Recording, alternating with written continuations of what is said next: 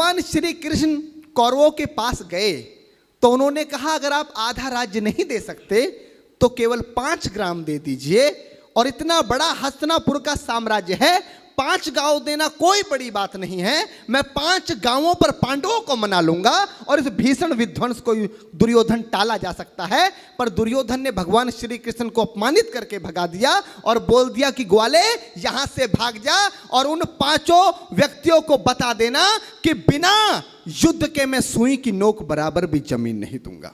भगवान ने युधिष्ठिर से आके कहा कि अब तुम्हारे सामने युद्ध ही शेष है, वरना तुम्हारे पास कुछ नहीं बचता। और यहां से पंक्तियां जन्म लेती है। कुरुक्षेत्र का मैदान है, एक तरफ कौरवों की सेना है कमल, एक तरफ पांडवों की सेना है। यहां से कविता जन्म लेती है कि तलवार धनुष और पैदल सैनिक कुरुक्षेत्र में खड़े हुए, रक्त पिपासु महारथी एक दूसरे सम्मुख अड़े हुए, कई लाख सेना के सम्मुख पांडव 5 बिचारे थे। एक तरफ थे योद्धा सब, एक तरफ समय के मारे थे। महासमर की प्रतीक्षा में, महासमर की प्रतीक्षा में सारे ताक रहे थे जी, और पार्थ के रथ को स्वयं केशव हाँक रहे थे जी, और पार्थ के रथ को स्वयं केशव हाँक रहे थे जी। रणभूमि के सभी नजारे देखने में कुछ खास लगे। माधव ने अर्जुन को देखा, अर्जुन उन्हें उदास लगे। कुरुक्षेत्र का महासमर एक पल में तभी सजा डाला। 5 जन्य उठा कृष्ण ने मुख से लगा बजा डाला।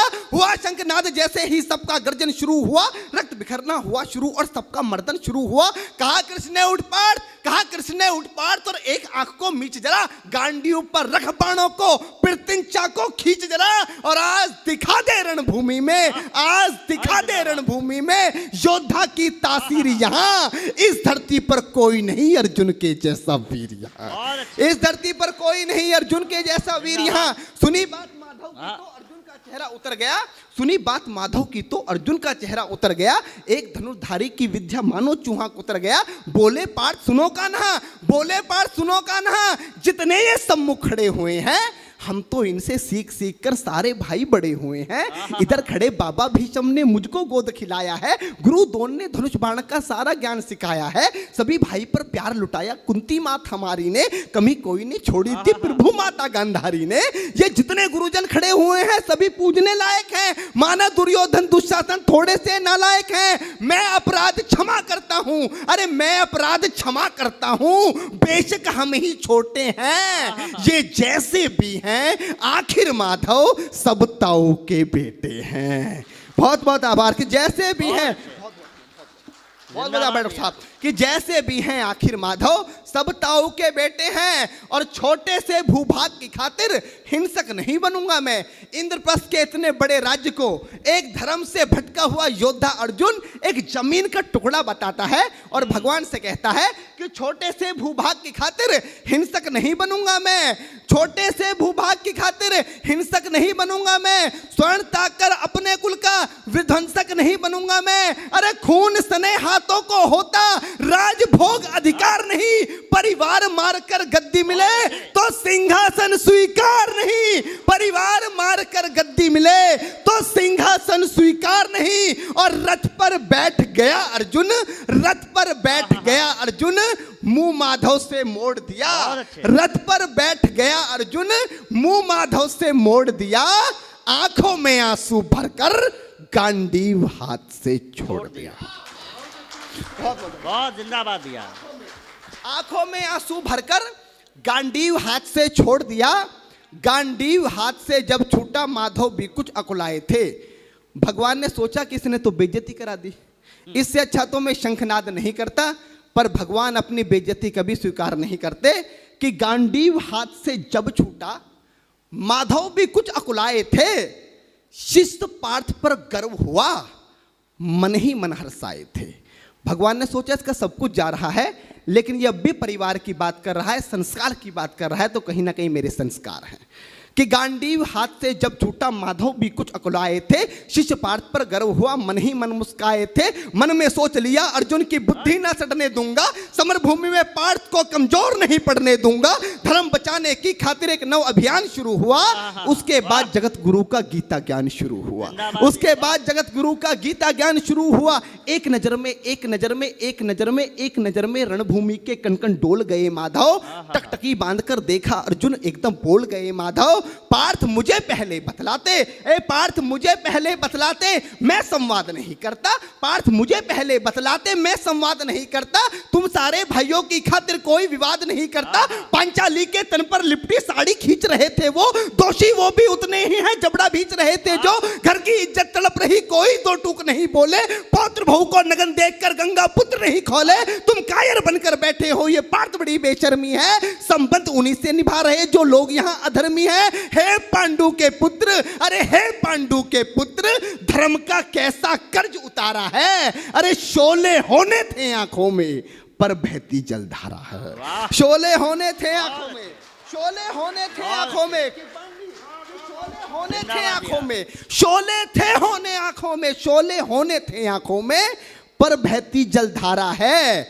और गांडीव उठाने में पार्थ, गांडीव उठाने में पार्थ, जितनी भी देर यहां होगी, गांडीव उठाने में पार्थ जितनी भी देर यहां होगी, इंद्रप्रस्थ के राजभवन में उतनी अंधेर वहां होगी। वाह, आभार। कविता को समझने वाले लोग बैठे हैं, कम लोग अगर कविता समझने वाले हों तो कवि की सार्थकता होती है। गांडी उठाने में पार्थ, जितनी देर यहां होगी, इंद्रप्रस्थ के राजभवन में उतनी अंधेर वहां होगी। इंद्रप्रस्थ के राजभवन में अधर्म धर्म की गहराई में खुद को नाप रहा अर्जुन, अधर्म धर्म की गहराई में खुद को नाप रहा अर्जुन, अश्रुधार फिर तेज हुई और थरथर कांप रहा अर्जुन। हे पार्थ मुझे बतलाओ, कुलनाशक कैसे बन जाऊं, रक्त सिंहासन लाशों पर मैं शासक कैसे बन जाऊं, कैसे उठेंगे कर उन पर जो कर पर अधर लगाते हैं। कर का मतलब होता है हाथ, अधर का मतलब होता है होठ, जो मेरे हाथों को चूमते हैं उस पर हाथ कैसे उठाऊं, कि कैसे उठेंगे कर उन पर, कैसे उठेंगे कर उन पर जो कर पर अधर लगाते हैं। करने को जिनका स्वागत ये कर भी स्वयं जुड़ जाते हैं, इन्हीं करों ने बाल काल में सबके पैर दबाए हैं, इन्हीं करों को पकड़ करों में पितामह मुस्काए हैं। अपनी बाणों की नोक जो इनकी ओर करूंगा मैं, केशव मुझको मृत्यु दे दो उससे पूर्व मरूंगा मैं, केशव मुझको मृत्यु दे दो उससे पूर्व मरूंगा मैं। बाद युद्ध के मुझे ना कुछ भी पास दिखाई देता है, माधव इस रणभूमि में बस नाश दिखाई देता है। जिंदाबाद। माधव इस रणभूमि में बस नाश दिखाई देता है। बात बहुत भावुक थी किंतु जगत गुरु मुस्काते थे और ज्ञान की गंगा निरंतर चक्रधारी बरसाते थे। जन्म मरण की यहाँ योद्धा बिल्कुल चाह नहीं करते, क्या होगा अंजाम युद्ध का ये परवाह नहीं करते। पार्थ यहाँ कुछ मत सोचो, बस कर्म में ध्यान लगाओ तुम, बाद युद्ध के क्या होगा ये मत अनुमान लगाओ तुम। इस दुनिया के रक्तपात में कोई तो थे साथ नहीं, निज जीवन का करे फैसला नर के बस की बात नहीं। तुम ना जीवन देने वाले नहीं मारने वाले हो, ना जीत तुम्हारे हाथों में तुम नहीं हारने वाले हो। ये जीवन दीपक की भांति यूं ही चलता रहता है, पवन वेग से बुझ जाता है वरना जलता रहता है। मानव वश में शेष नहीं कुछ फिर भी मानव डरता है, मानव वश में शेष नहीं कुछ फिर भी मानव डरता है। वह मरकर भी अमर हुआ जो धर्म की खातिर मरता है, वह मरकर भी अमर हुआ जो धर्म की खातिर मरता है। ना सत्ता सुख से होता है ना सम्मानों से होता है। डॉक्टर साहब अभी यहां पर शहीदों की बात की, दुनिया का सबसे बड़ा सम्मान क्या होता है? पार्थ ने गीता में अर्जुन को बताया कि ना सत्ता सुख से होता है ना सम्मानों से होता है, जीवन का सार सफल केवल बस बलिदानों से होता है।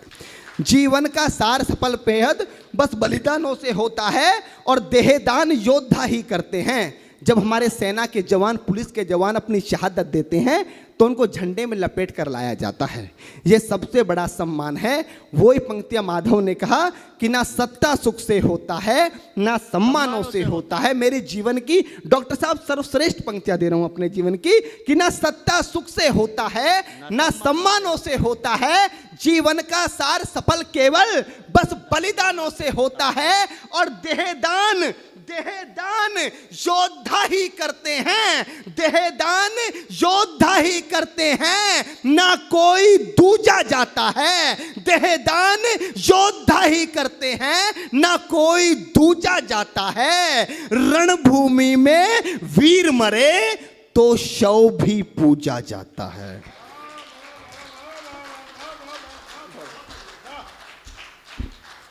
देहदान योद्धा ही करते हैं ना कोई दूजा जाता है।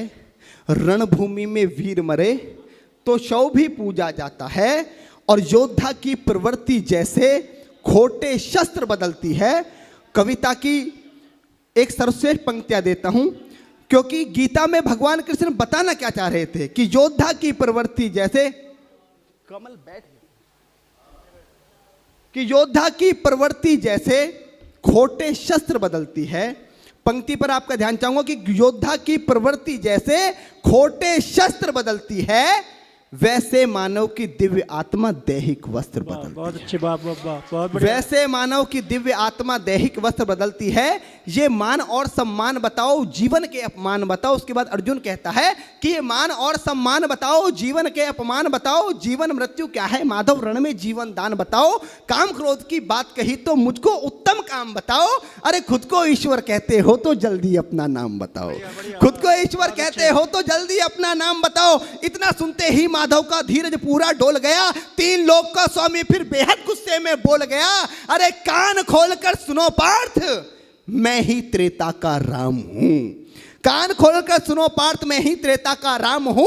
कृष्ण मुझे सब कहते हैं, मैं द्वापर का घनश्याम हूं। रूप कभी नारी का रखकर मैं ही केस बदलता हूं। धर्म बचाने की खातिर मैं अनगिन वेश बदलता हूं। विष्णु जी का दशम रूप में परशुराम मत वाला हूं। नाग कालिया के फन पे मैं मर्दन करने वाला हूं। बाकासुर और महिषासुर को मैंने जिंदा गाड़ दिया। बाकासुर और महिषासुर को मैंने जिंदा गाड़ दिया।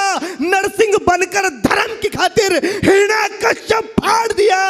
नरसिंह बनकर धर्म की खातिर हिरण्याकश्यप फाड़ दिया।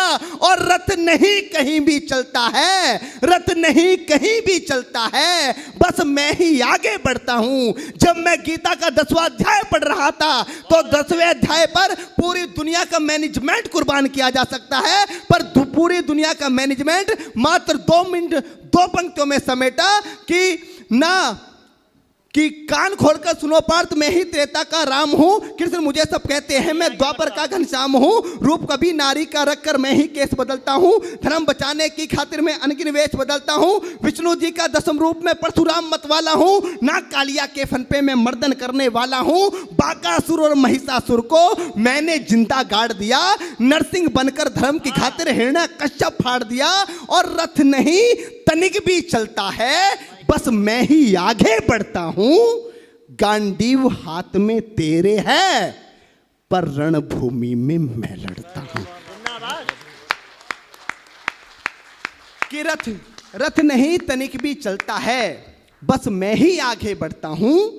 गांडीव हाथ में तेरे है, पर रणभूमि में मैं लड़ता हूं। जैसे ही मेरे माधव का कद थोड़ा सा बड़ा हुआ, सहमा सहमा सा था अर्जुन एकदम रस से खड़ा हुआ। मां गीता के ज्ञान का सीधा हृदय पर प्रहार हुआ।